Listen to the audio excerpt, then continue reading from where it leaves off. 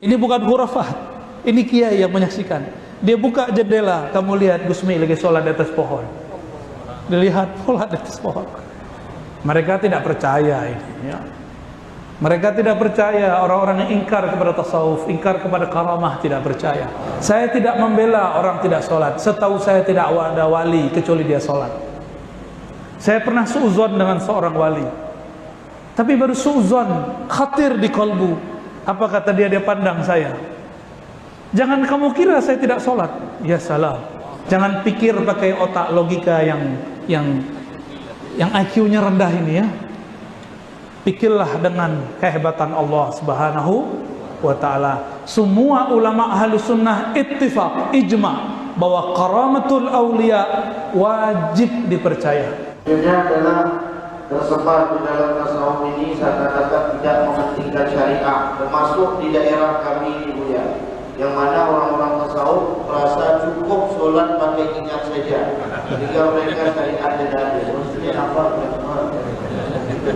Saya punya jawaban lain yang antum belum kira. Yang tadi sholat khusyuk nggak? Khusyuk nggak? Pasti diterima Allah nggak? Dari awal takbir sampai assalamualaikum ingat Allah atau pernah ingat selain Allah? Jujur. Tidak jujur aja. Abdullah bin Amr yang berkalam dalam hadis Imam Tirmizi dikatakan awwalu ma qubida qabla yaumil qiyamah al-khusyu'. Yang pertama dicabut sebelum akhir zaman adalah khusyuk. Abdullah bin Amr dapat kalam ini dari siapa? Tentu dari baginda Rasul sallallahu alaihi wasallam. Disebut hadis mauquf fi hukmil marfu. Kita ini baru belajar sholat, baru latihan sholat.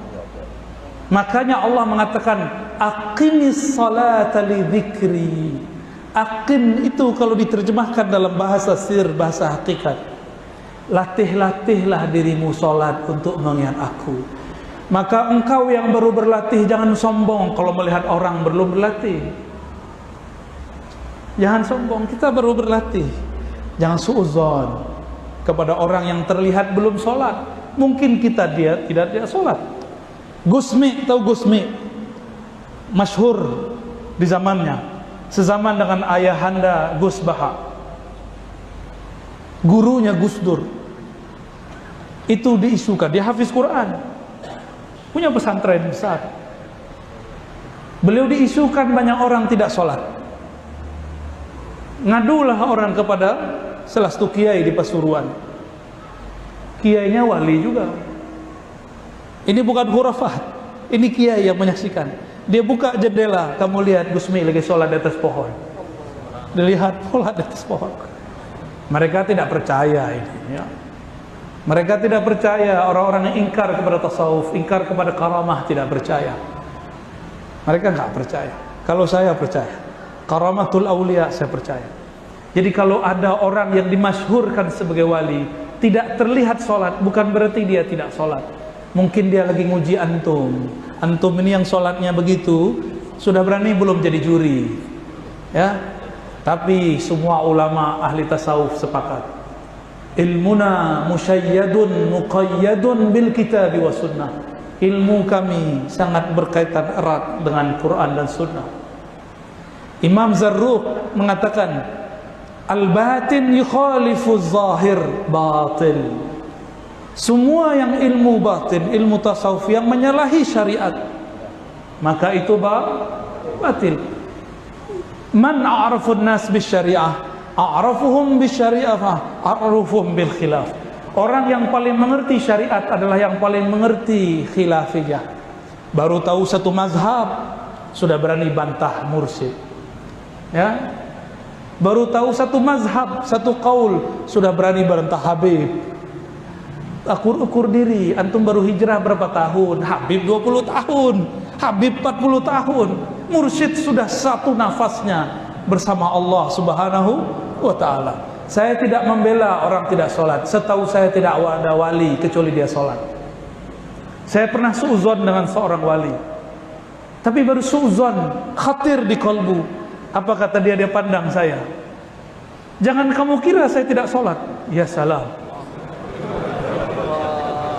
Karena saya satu hari satu malam dengan beliau tidak terlihat beliau sholat. Terbesit di hati. Ternyata kawan saya naik ke lantai 2 sholat subuh, ada beliau di atas. Terus yang di bawah siapa? Jangan-jangan yang kita temui itu bayang-bayangnya. Itu yang disebut tayyul ard, taksirun nufus. Karena wali itu nur, nurnya satu nur bisa jadi bayang-bayang.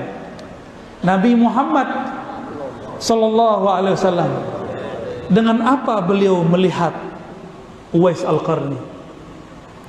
Karena pancaran nur Nabi sampai kepada Uwais. Uwais pun terlihat oleh Nabi. Nabi di Madinah, tapi wujudnya terlihat di kampung Uwais Al-Qarni. Paham tuh? Matahari satu dilihat dari semua bumi. Dia satu, tapi orang melihatnya banyak. Habib Al-Kaf yang baru meninggal, Habib Ja'far Al-Kaf, ya, yang kalau ngomong nggak jelas, Al-Fatihah, Al-Fatihah, ya. Orang yang suul adab bilang Habib apaan ini ya. Tapi saksi matanya, saya tidak bisa sebut namanya. Buka kamar, ada dia sedang tidur. Kamar satu lagi dia lagi sholat. Buka kamar satu dia lagi zikir. Kalau kurang percaya baca Al-Hawi Imam Suyuti. Di situ dijelaskan bab toyul ard, melipat bumi. Itu ada. Dulu Imam Suyuti pun tidak percaya, Ar-Razi pun dulu tidak percaya. Sampai kemudian baca kitab Al-Hafiz Imam As-Suyuti, barulah kita percaya. Dan saya menyaksikan sendiri. Kita salaman di depan rumahnya, pas masuk rumah dia ada lagi. Ya salam. Dulu di Tanah Abang ada wali masih hidup, cuma saya nggak boleh sebut nama. Dia tiduran depan masjid.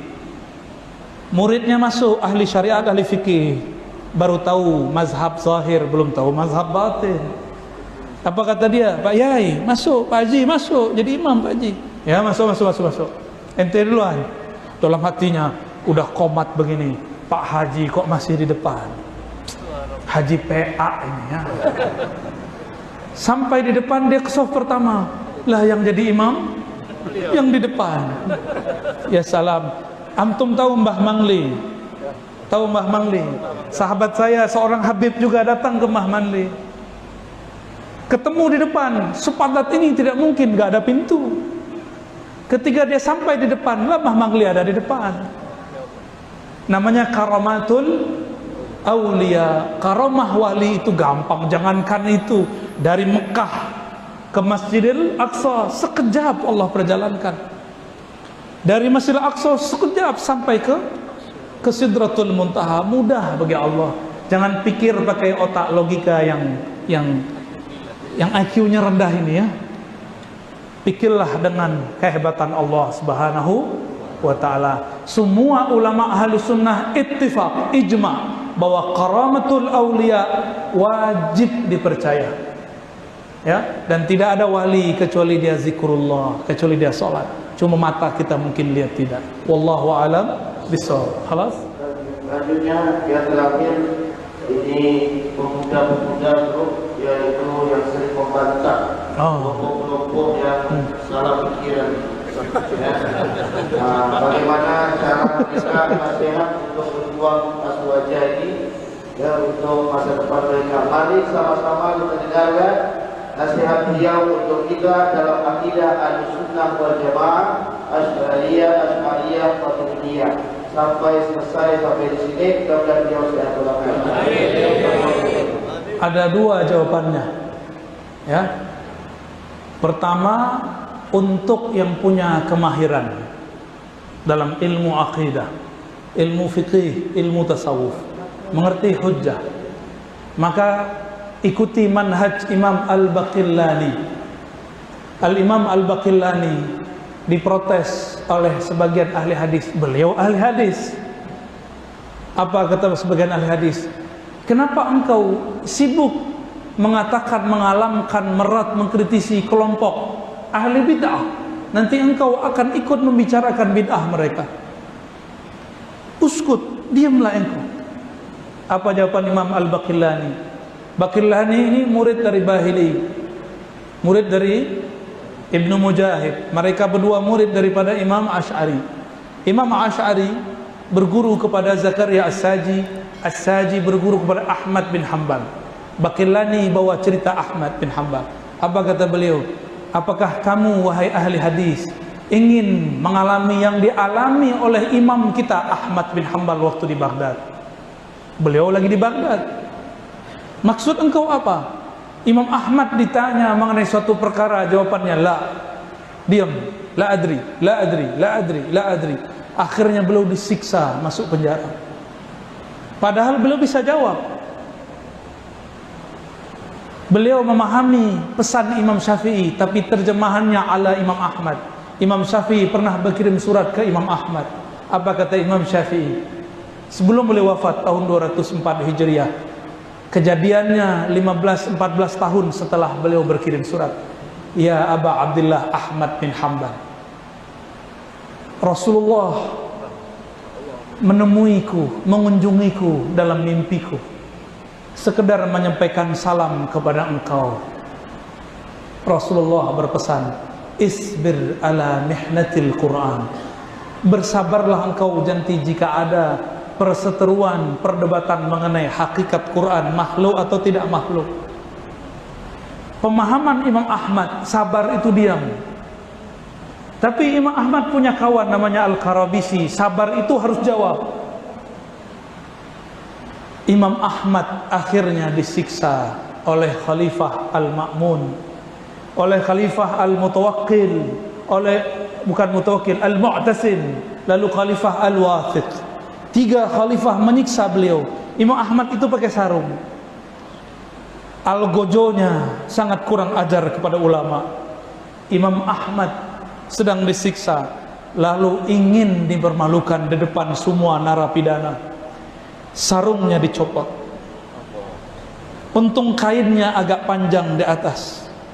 Maka beliau berkalam, ya Allah, sarung ini makhlukmu, izinkan aku memerintahkannya. Wa izari, ya izari, wahai sarungku, tutuplah auratku. Tiba-tiba auratnya menutup sampai kiamat, tidak pernah lagi terbuka di depan musuh-musuh Allah. Karamah Imam Ahmad. Beliau tidak pernah jawab. Karena beliau tidak pernah jawab, tidak pernah komentar, akhirnya beliau kalah.